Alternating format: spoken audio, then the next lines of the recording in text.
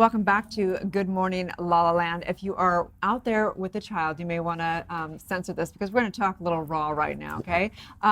We have Myles Scott here. We actually befriend each other on social media. I was very intrigued by your brand and what you're up to. I think it's a really important conversation. So he has a book coming out called Death to Fuckboys. And you're basically an acclaimed former fuckboy awakened, which is Correct. Genius branding. And I think it's really important because I feel like there's a lot of men out there that have been almost like pushed to like in their kind of needing to be all that in their whatever sexuality and whatever, and have not found their authentic place, what's authentic for them. And I think it's a really important conversation. So thank you so much for coming here today. Yeah. Thank you for having me. I'm super grateful to be sharing this energy with you beautiful souls. So tell us a little bit about your personal journey. Yeah, so my identity was formed because I was very insecure. And I developed this identity around wanting to put on this appearance of strength. I wanted people to like me, I wanted them to desire me, I wanted to become accepted. And it's human nature to want to be accepted in our society, but we go through these lengths to get that acceptance, get that love. So for me, I found an identity in sleeping with women. And I got praise from my male peers. And even though it was harmful to half the population, I still did it anyway because that praise made me feel accepted. So, you know, go through college, that was fun, right? But I hurt a lot of people and I didn't realize I was hurting myself. Then I got into the relationships after college when it wasn't so convenient to have, you know, women around all the time. I was like, okay, well maybe it's time to settle down. And so when I did, and I thought that fuckboy phase of my life was over, I still carried with me these toxic thought patterns and behaviors that I wasn't even aware of. So then I started causing issues in my relationships. There was this, you know, toxic cycle that I was blind to, and I was neglecting because I was afraid to look within and find who my authentic self was. So name a few of those, because I think we can probably all identify with a lot of those. Lust, entertaining other conversations with women that weren't my girlfriend, seeking validation outside of myself. That's the big one. So let's talk about the moment of reclamation, as you call it. What was the point where you decided, I have to lose this identity as a fuckboy and change my life? Yeah, great question. So that actually happened through a catastrophic, traumatic breakup. The whole relationship was so toxic, and you know, it's kind of a longer story. I think we might not have time for the entire duration of the story, but that's pretty much what it was. It was this traumatic breakup. It caused a suicidal depression, and through that, I was like accepting all these shadows. Some of them weren't even mine, and that's what really, like, I feel like self-love starts when you're able to accept and admit what you were once afraid to face about yourself.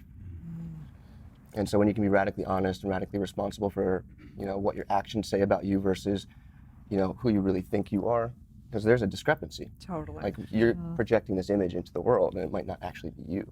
Totally. So how did you turn the corner on the self-love thing? Were there specific tools or tips, tricks, things that have helped you along the way? Yeah.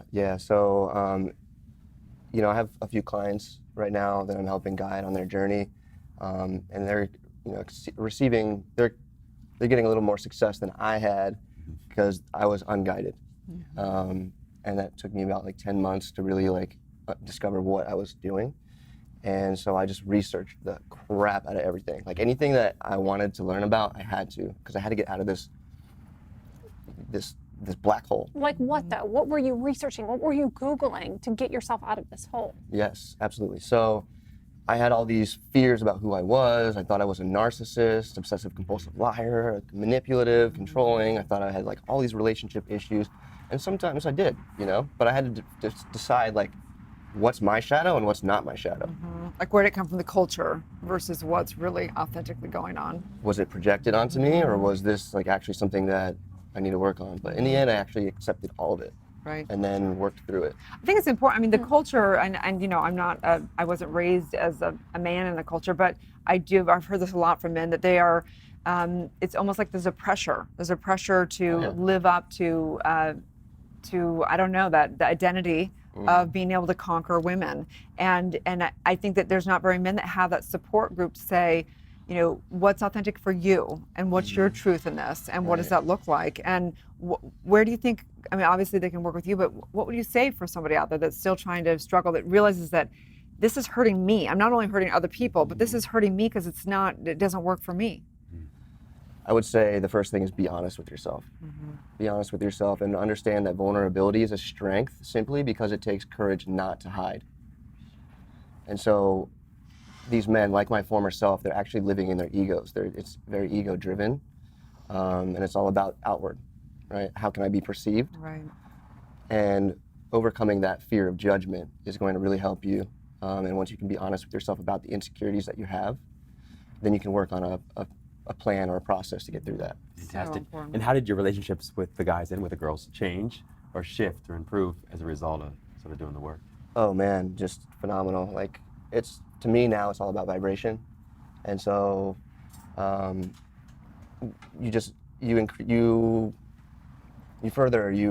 your vibration. Your vibration just, you know, absorbs a lot of the energy around you, and it resonates with a lot of people that are on the same wavelength. You're aligning with these people that have also done the work. And so I'm starting to attract, you know, a lot of very, you know, like vulnerable but very courageous, you know, like vulnerable to me has no negative connotation whatsoever. Yeah. So when I say vulnerable, I don't mean like you're in a bad place and you're like, you know, weak. No, it's strength. So it's interesting also, it brings us to a point, because we talk a lot about relationships and you know, how do you stay authentic, transparent, and not hurt anyone and still be single? Like, you don't necessarily have somebody that you found long term, but you can still not hurt people. So what advice would you say to somebody that's found this, is saying, I want to live truthfully, I want to be authentic, I want to be vulnerable, but I don't necessarily want to commit to this person because it's not right for me? And how do you date? How do you pull these into dating? How are the distinctions? Well, it's all about being honest, right? So you have to be honest with yourself first, understand who you are and what you want, and then convey that to somebody up front. So be very upfront with your intentions with somebody. And if you just want to date them, so for me, I don't really date to date. Like, it's not just like a fun and games kind of thing. But it depends on who you are and what you want. Yeah. So convey that to somebody, and then if it's aligned, if they're matched with it, then you can proceed forward in whatever kind of like contractual, you know, implied contract that you guys have. I love that. Yeah. So in the book, will people know, like, say somebody wants to figure out, am I dating a fuckboy, or are they involved? Would they read the book also if they're not even coming from the man's perspective? Like, who is the book for? The book's for everybody. Okay, cool. So the book is really just a launch pad for the movement. It's a great movement. It is. I mean, honestly, The ultimate movement. it's actually really brilliant. I'm so happy you're doing What this is work. the movement? Sure. So initially I wanted to help men like myself overcome the things that I did. But I realized that men living in their egos, they're going to resist the message, because people don't want to accept things that might contradict the identity that they're holding so hard onto.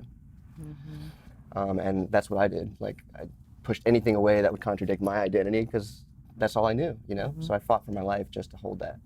And that's the whole work of spirituality, is identity shift. So it's like, it doesn't matter if it's for the fuck boy. It doesn't matter if it's for, you know, somebody who's working with, you know, a workaholic. It doesn't matter any of it. It's all just an identity shift. And so the work's all the same. Thank you so much for being so bold and being so vulnerable and putting yourself out there. I was like blown away. I think it's a really brilliant brand. Absolutely. Thank you. Yeah. Where can people find you online, follow your journey? Sure. Yeah. You can find me on Instagram at Myles Writes, MYLESWRITES. I have a website, MylesScott.com, and I also have a Kickstarter for the book, for the movement. Please support that. You can find that on my Linktree bio and my Instagram.